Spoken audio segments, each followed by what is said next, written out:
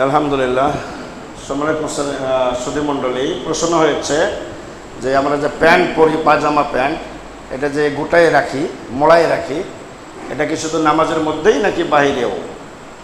তো আসলে প্যান্টের যে বিষয়টা, এটা টাকনার উপরে হতে হবে, সেটা নামাজের ভিতরে হোক আর নামাজের বাইরে হোক, সর্বাবস্থায় হতে হবে টাকনার উপরে থাকতে হবে। রাসূলুল্লাহ সাল্লাল্লাহু আলাইহি ওয়াসাল্লাম বলেছেন যে ব্যক্তি অহংকার বশত লুঙ্গি, পাজামা, প্যান্ট ঝুলিয়ে পড়ে, আল্লাহ রাব্বুল আলামিন তার দিকে রহমতের দৃষ্টিতে তাকাবেন না, তার সঙ্গে কথা বলবেন না, তাকে পবিত্র করবেন না। আল মুসবিল, যে কি করে টাকনার নিচে প্যান্ট ঝুলিয়ে পড়ে। তো এটা সর্বাবস্থায় আমাদেরকে ত্যাগ করতে হবে, অবশ্যই ত্যাগ করতে হবে, এটাই মুমিনের কাজ। রাসূলুল্লাহ সাল্লাল্লাহু আলাইহি ওয়াসাল্লামকে সাহাবীরা জিজ্ঞেস করলেন, ইয়া রাসূলুল্লাহ, আমরা কোন পর্যন্ত পড়ব? তো টাকনার উপরে দেখে দিলেন এবং অর্ধ ললা পর্যন্ত দেখিয়ে দিয়েছেন, এ পর্যন্ত তুমি উঠাইতে পারবা। তো এটা সর্বাবস্থায় নিষিদ্ধ। থাকলো কথা, সলাতের মধ্যে কেউ যদি কারো লম্বা থেকেই থাকে, আগে থেকে মানে কি না কাটা থাকে, ছোট না থাকে, লম্বাই থাকে, কোনো কারণবশত ওই প্যান্ট পরেছে সলাতে আসছে, তাহলে তাকে এটা কি এক্ষেত্রে ঝুলে মানে কি মোড়ায় রাখাটা চলবে না, এটা উপরে গোটায় নেবেন। কি করবেন? উপরে গোটায় নিয়ে আপনি টাকনার উপরে প্যান্টের স্বাভাবিক অবস্থা রাখবেন। কারণ আপনার অঙ্গ প্রত্যঙ্গ যেমন সাজদামুখী হয়, তো আপনার শরীরের মানে কি আপনার কাপড়ের মাথাটাও সাজদামুখী হয়। এখন এটা যদি মোড়ানো থাকে তখন সেটা কি হলো না? সাজদামুখী হলো না। এটা স্বাভাবিক, প্রত্যেকটা কাপড়ের স্বাভাবিক অবস্থায় সাজদামুখী হয়ে যাবে। কি হবে? সাজদামুখী হবে। যেটা মোড়ানো থাকলে কি হলো না? সাজদামুখী হলো না, এটা ভেঙে দিলেন আপনি। সুতরাং কি করতে হবে? এটাকে উপরে কুড়ে নেবেন, আর সর্বাবস্থায় আপনি কি করবেন? প্যান্টকে কেটে টাকনার উপরে রাখবেন। জি,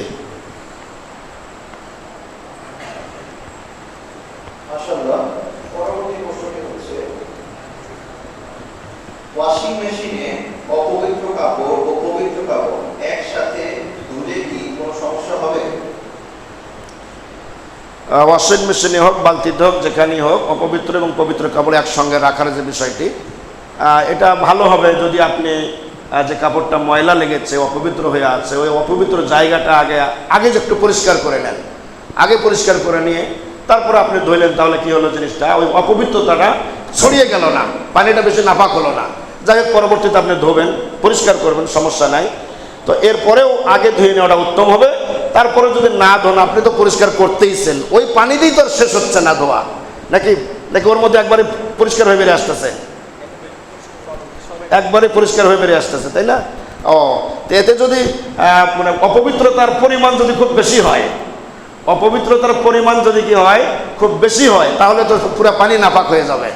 এজন্য উত্তম হবে আগে পবিত্র করে নিয়ে, মানে ভালো করে ধৌত করে নিয়ে অপবিত্র জায়গাটা ধুয়ে নিয়ে বাকিটা আপনি কি করবেন? ওয়াশিং মেশিনের মধ্যে দিয়ে দেবেন। জি, এতে সমস্ত পানি নাপাক হওয়ার সম্ভাবনা আছে। জি, পরবর্তী প্রশ্ন হচ্ছে, পুরুষদের প্যান্ট, পিচ ও বুকের লোম ক্রিম অথবা তেলের মাধ্যমে রিমুভ করা, মানে সম্পূর্ণরূপে উপড়ে ফেলা, এটা কি নির্দিষ্ট সময় পর্যন্ত যাবে? এটা কি ইসলামে বৈধতা আছে? আবার বলেন দেখি। পুরুষদের প্যান্ট, পিচ ও বুকের লোম ক্রিম বা তেলের মাধ্যমে সম্পূর্ণরূপে উপড়ে ফেলা, এটি নির্দিষ্ট সময় পর্যন্ত, এটা কি ইসলামে বৈধ? পুরুষদের পেট না, বুকের লোম, তো বুকের লোম তো তোলা যাবে না, বুকের লোম তোলা যাবে না। লোম পরিষ্কারের যে বিষয়টা, সেটা হচ্ছে আপনার কি, সেটা হচ্ছে মোচকে খাটো করতে হবে, আর বগলের নিচের লোমকে, এটাকে নাতফুল এবেদ বলা হয়েছে, উপরে তুলে ফেলা। যদি আপনার কষ্ট না হয়, রক্ত বেরোনো হয়, আপনি টানি তুলতে পারেন, তাহলে তুলবেন। নাকের এটাও আপনি কি করবেন, নাকের এটাও যদি বড় হয়ে যায়, দেখতে বিশ্রী হয়ে যায়, তাহলে আপনি কি করবেন? টেনে তুলবেন, অথবা ব্লেড দিয়ে কেঁচিতে ছোটো করবেন। আর নাভির নিচের পশম, এটা কাটবেন, চাচবেন, এগুলি মানে বিষয়। কিন্তু এর বুকের লোম, মানে পেটের লোম, এগুলি করা যাবে না। এগুলি যদি খুব বেশি ব্যাখ্যাপ্য হয়ে যায়, অনেক বড় হয়ে যায়, পশুর প্রাণীর মতো হয়ে যায়, তাহলে সেটা একটা বিষয়, আপনি হয়তো কি কেটে মানে একটু হয়তো ছোট করে নিতে পারেন। এটা আমাদের দেশে এরকম হয় না, সাধারণত এরকম হয় না। কিন্তু এই সমস্ত পশম মানে কি চাচা যাবে না, কিছু করা যাবে না। বুকের পশম, পেটের পশম এগুলো চাচা যাবে না, করা যাবে না। আমাদের দেশে জানোয়ারের মতো হয় না। রাসূলের বুকে পশম ছিল, রাসূলের বুকে কি ছিল? পশম ছিল, বড় বড় পশম রাসূলের বুকেও ছিল। রাসূল তার মানে এতে পাওয়া যায়, তার অবয়ব গঠন মানে এতে পাওয়া যায়, তার শরীরে পশম ছিল। সুতরাং যে পশমগুলি তোলার এবং কাটার নির্দেশ আসছে, এগুলি ব্যতীত অন্য পশম তোলা কাটা যাবে না। জি।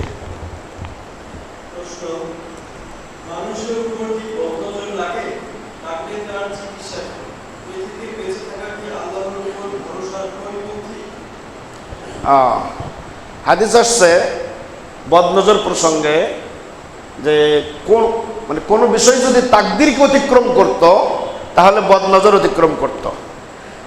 মানে আল আইনু হাক্কুন, বদনজর সত্য, মানুষের চোখ লাগা, বদনজর হওয়া এটা সত্য, মানুষের চোখ লাগে।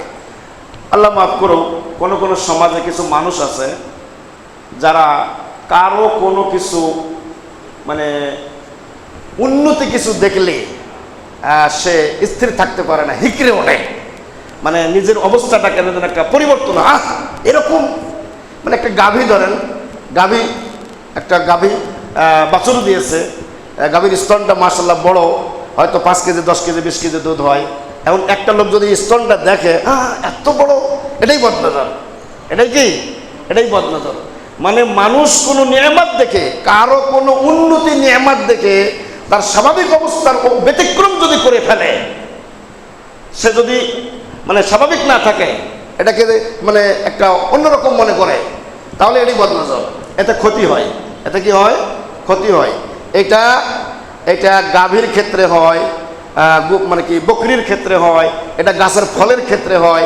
এমনকি আপনার সুন্দর একটা ছেলে মানুষ সন্তান, ছেলে সন্তান, পুরুষ ছেলে, এ যদি খুব হৃষ্টপুষ্ট হয়, মোটা তাজা হয়, দেখতে খুব সুঠাম দেহের অধিকারী হয়, খুব সুন্দর হয়, তাহলে এরকম একটা মানুষ যার বদনজর আছে চোখে, এ দেখলেই ছেলেটার ক্ষতি হয়ে যেতে পারে, এ দেখলেই ছেলেটার ক্ষতি হতে পারে। এবং আপনার মেয়ে, সে দেখতে খুব সুন্দরী হয়, ছোট মেয়ে যদি হয়, দেখতে খুব সুন্দর, 5-6 বছর, 2-3 বছর, 3-4 বছর, 5-6 বছরের, যাকে পর্দা করা লাগে না, এরকম মেয়ে বেপর্দায় চলাফেরা করে, এই মেয়েকেও যদি এরকম বদনজর খারাপ মানুষ দেখে, তাহলে মেয়ের ক্ষতি হতে পারে। এবং এই সমস্ত ক্ষতির কোনো চিকিৎসা ডাক্তার করতে পারে না, কোনো ডাক্তার এর চিকিৎসা করতে পারে না। কারণ এইটা রোগ আল্ট্রাসাউন্ড, ইসিজি, কম্পিউটারে ধরা পড়বে না। এটা কি? এটা বদনজরের রোগ। এটার চিকিৎসা হচ্ছে, যার বদনজর লেগেছে ওই লোকটাকে নিয়ে এসে গোসল করাইতে হবে। হাদিস আছে ইজা তুগসিলতুম ফাগসিলু, বদনজর যার লাগে তাকে যখন বলা হবে গোসল করো, সে যেন গোসল করে, সে যেন অজু করে। ওই গোসলের পানি, অজুর পানি নিয়ে ওই ছেলেকে বা যাকে বদনজর লাগছে সেইটাকে ধুয়ে দিতে হবে, তাহলে চিকিৎসা হয়ে যাবে ইনশাআল্লাহ। এটা হাদিসের চিকিৎসা। বুঝতে পেরেছেন?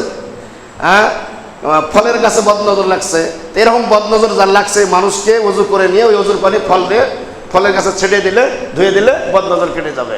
কোনো ছেলেকে লেগেছে, মেয়েকে লেগেছে, তাহলে তাকে নিয়ে এসে গোসল করে অজু করে নিয়ে ওই অজুলের পানি একটা বালতির মধ্যে নিয়ে সেই পানি দিয়ে গোসল করে দিলে, ধুয়ে দিলে বদনজর কেটে যাবে।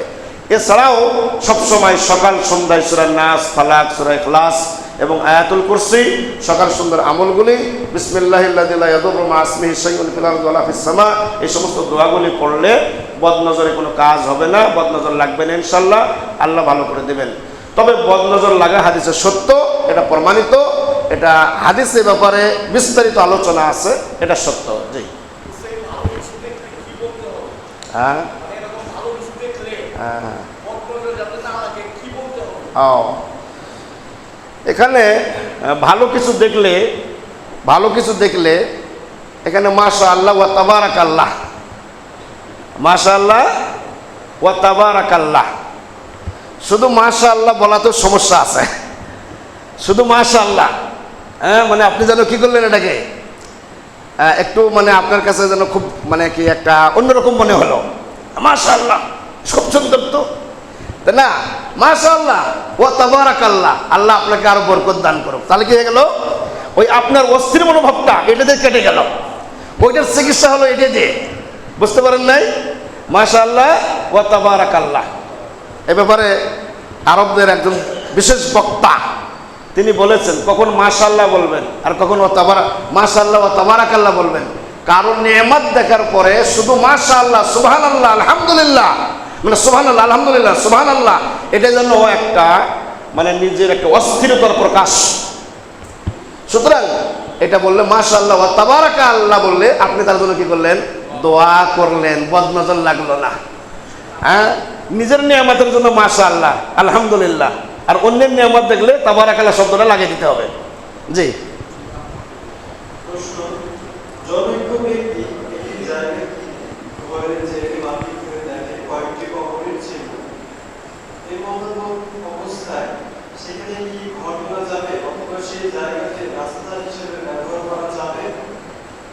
প্রশ্নটি আরো বড় হচ্ছে, জনৈক ব্যক্তি একটি জায়গা কিনে ঘর করতে যে মাটি খুঁড়ে দেখে কয়েকটি কবরের চিহ্ন। জি, বুঝতে পারছি। জি, বিষয়টি হচ্ছে যে কেউ যদি বাড়ি করার জন্য জায়গা কিনে এবং সেখানে বাড়ির কার্যক্রম করার পরে যদি সেখানে মানুষের কোনো হাড়হাড্ডি পাওয়া যায়, কবর দেখতে পাওয়া যায়, তাহলে সেখানে বাড়ি করা যাবে কি না।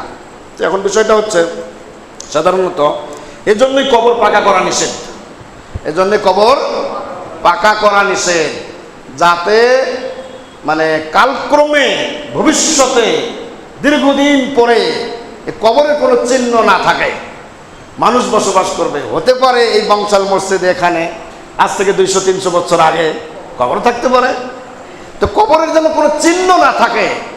এক সময় কবর যেন ইচ্ছায়, আল্লাহর ইচ্ছায় মানে কি কবরের চিহ্ন যেন শেষ হয়ে যায়, মানুষ যেন মসজিদ করতে পারে, বাড়ি করতে পারে, বসবাস করতে পারে। এই জন্য কবর পাকা করা নিষেধ। কবরের সম্মান যাতে না হয়, কবর যেন সংরক্ষণ না হয়, নানান উদ্দেশ্যে কবর পাকা করা নিষেধ। তবে কোনো জায়গায় যদি কবরের চিহ্ন না থাকে, কেউ বলতে না পারে এখানে কবর আছে, 50, 60, 40, 50 বছরের মধ্যে কোনো মুরব্বী বলতে পারতেছেন এখানে কবর আছে, এরকম জায়গা যদি কিনে নিয়ে সেখানে যদি কবর পাওয়া যায়, হাড়হাড্ডি পাওয়া যায়, তাহলে হাড়হাড্ডিগুলোকে তুলে নিয়ে আর এক জায়গায় কবরস্থানে কী করবে? দাফন করবে, করে সেখানে বাড়ি করবে, মসজিদ তৈরি করতে পারবে। জি, এটা অনিচ্ছায় যদি এরকম হয়ে যায়, চিহ্ন কোনো কবর কেউ যদি সংবাদ দিতে না পারে, কবরের কোনো তথ্য দিতে না পারে, পরবর্তীতে এরকম পাওয়া যায়, তাহলে সেটা তুলে নিয়ে আর এক জায়গায় দিয়ে দেবে।